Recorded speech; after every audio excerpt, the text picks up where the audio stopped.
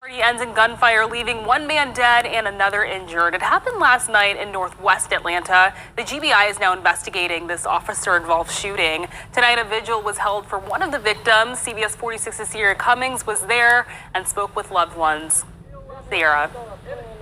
Yeah, Ashley, the family says they believe police shot the wrong person. And to make matters worse, they claim no officer rendered aid. Activists calling this yet another example on why Atlanta's public safety must be transformed. All he wanted to do was work, live, take care of his family, take care of that little girl right there. It was supposed to be a celebratory neighborhood reunion. The Saturday night block party bringing in nearly 1,000 people here. Now at the same spot, Sunday, family and friends mark a homegoing for Gabriel Sam Parker. 1,000 people at a block party. Woo! Goodness gracious, that's a lot of people at a block party. Salute to them for, I guess, not having any gun violence issues, because this was an officer-involved shooting. Woo! Woo! Man. That's a lot of sun rays.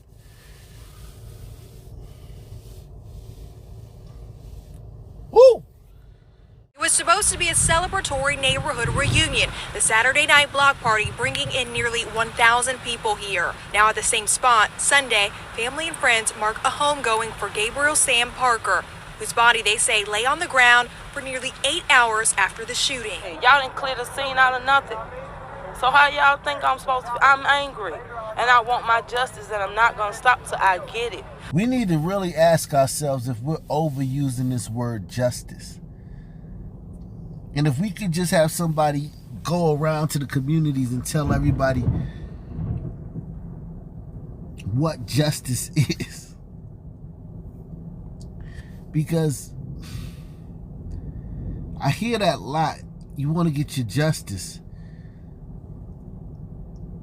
It's just like we've taken that term. It's like the N word.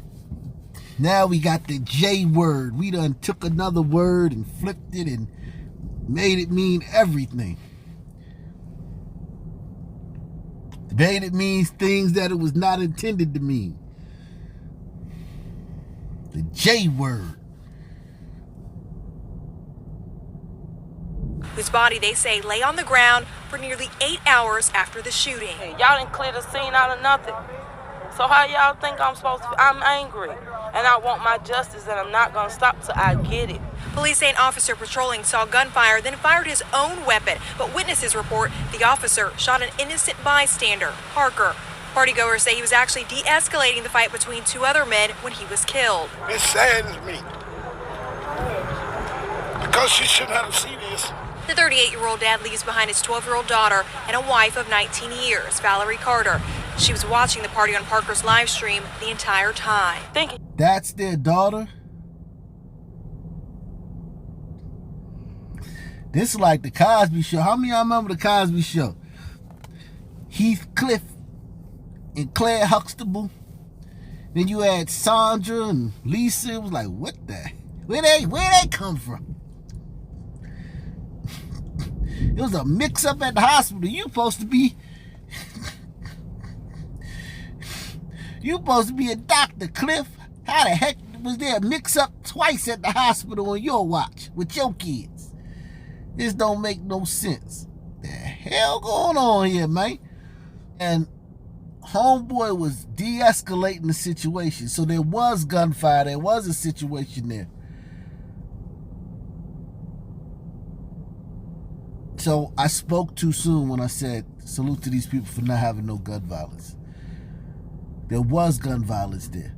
The cop just came through and seems like he just came through and maybe saw a shooter shooting in a place where there are 1,000 innocent people and maybe thought that he had to come in and be a cop, do what he's being paid for, and try to neutralize the threat. Maybe that's what the cop was thinking. Or maybe the cop was like, there go a black guy, I'm gonna kill him. just because he's black. But it's 1,000 black people over there, and I'm only going to kill the one that's actively shooting the gun because he's black. One of those two things could happen. And then the brother, they say, got caught in the crossfire. It saddens me. Because she shouldn't have to see this. The 38-year-old dad leaves behind his 12-year-old daughter and a wife of 19 years, Valerie Carter. She was watching the party on Parker's live stream the entire time. Thinking he out here having a good time, not knowing 30, 40 minutes into it, I'ma hear shots.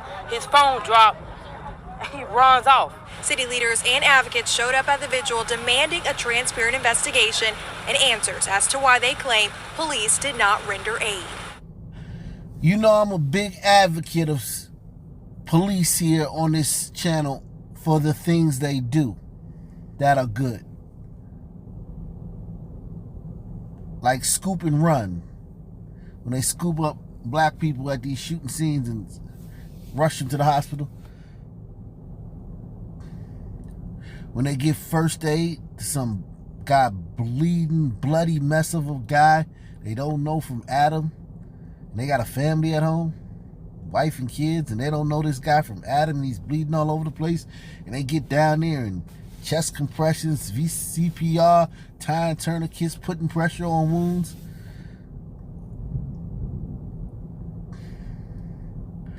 And it seems like the way, especially a community like Atlanta talks to the police, talks to and about the police, it's crazy how they snitch on themselves, because they would have us think that police are the worst people that ever walked the face of the earth and they're the root of all the problems in their community.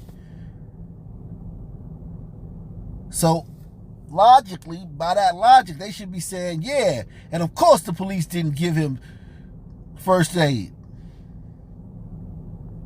They never do.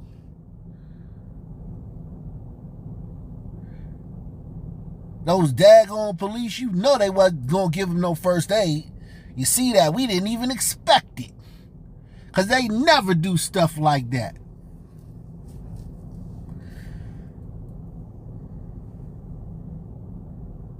No, they're not saying that.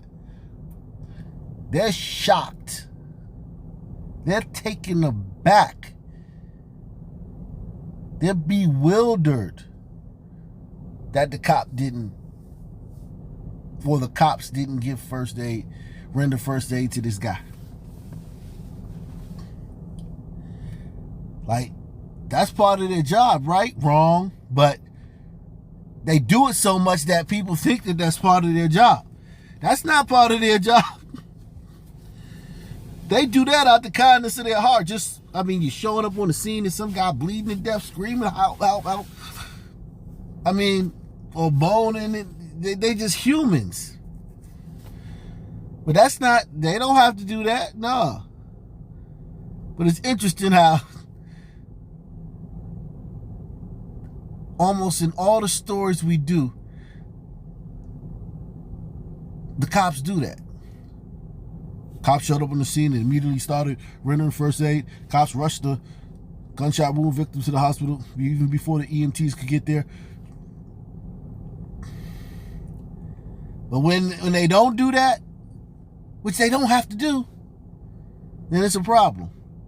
From people who think that they're terrible people and they're just the worst and we need to get rid of them.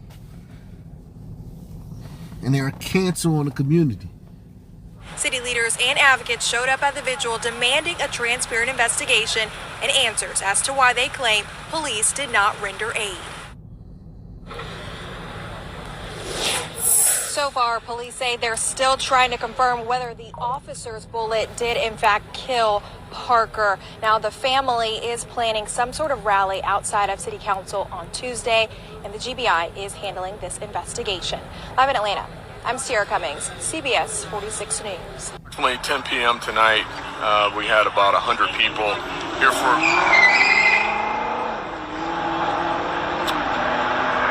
You can start over if you want. Yeah. So Asbury Park and 6 Mile at approximately 10 p.m. we had about 100 people here for candlelight vigil for a a gentleman who was killed in a hit-and-run accident on Friday evening riding a four-wheeler vehicle. They were here, as I indicated, with the candlelight vigil. Around 10:15, a car occupied by at least one what appears to be black male pulled up, driving a Chevy Camaro lime green.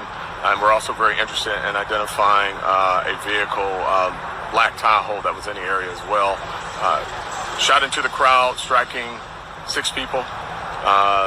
The 6 people are at Sinai Grace Hospital. 5 of the 6 are serious condition. 1 is critical, fighting for his life. We're very interested, as I indicated, in the Chevy Camaro lime green in color. Could possibly have damage to the side of the vehicle, could have a gunshot inside or on the side of the vehicle. So anybody that sees the vehicle with a bullet round or what looks to be a round on the side of the vehicle, we're very interested in talking to the owner of that vehicle. Also, a black Chevy Tahoe that was seen leaving the area at a high rate of speed. We're very interested in talking to the driver of that vehicle. Again, anybody in the community that saw anything, we need to get this person off the street. They indiscriminately fired into 100 people, striking 6. The only good news is that 5 of the 6 are in serious condition and look like they will survive. As I indicated, 1 is fighting for his life, and we're going to be pulling video, talking to the resident. Why do you think a gunman could shoot into a crowd of 100 people, hit 6 of them, and all 6 survive?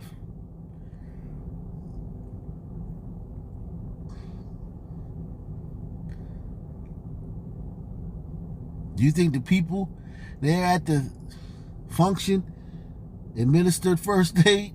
Think they tied tourniquets around the wounds? You think they put pressure on the wounds? You think they gave CPR? I'm just asking. Huh?